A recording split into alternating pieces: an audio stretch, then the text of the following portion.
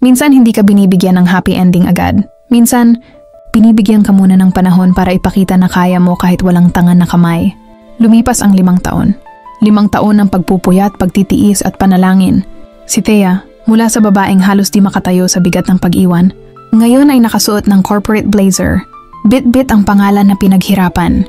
Thea Santiago, owner, Sweet Beginnings Pastry Cafe. Oh, mula sa tinging kawawa, naging CEO ng sariling pangarap. Araw-araw puno ang kafe, 5 branches, online orders nationwide. At ang pinakapaboritong customer ng lahat, si Esther, ang munting anak niyang may bilog na mata at matamis ng ngiti. Mommy, may picture po ako. Prize ko pag ubos homework ha? Of course, baby. Proud ako sa'yo. Si Esther, ang batang minsang ginamit ng tadhana para subukin si Thea, ngayon ang dahilan bakit kahit anong unos kaya niya. Pero kahit masaya, may parte ng puso niyang marunong nang maging tahimik. Hindi lahat ng sugat nakikita, pero natuto siyang maglakad kahit masakit minsan. Isang umaga, may event sa hotel bilang sponsor ang kafe. Thea entered gracefully. Simple pero elegante, confident pero humble. Hawak ang laptop, naka-high ponytail, may aura ng babaeng bumangon mula sa abo. Ma'am, VIP na po kayo. Dito ang reserved seat nyo. Napangiti siya. Sinuong niya lahat noon. Ngayon siyang sinusuyo ng mundo. Habang nag-aayos ng display, biglang may kumalapit sa balikat niya. Thea? Kinilabutan siya.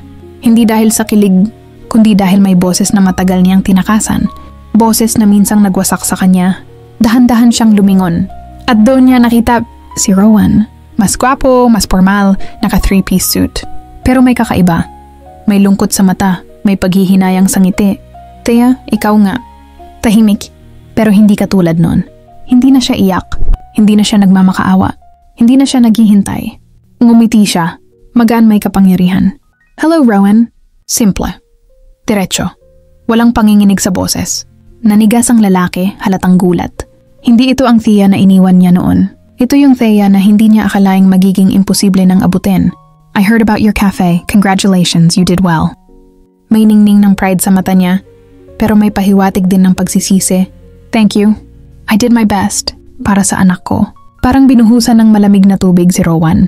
Nagiba ekspresyon niya, gulat at kaba. You have a child?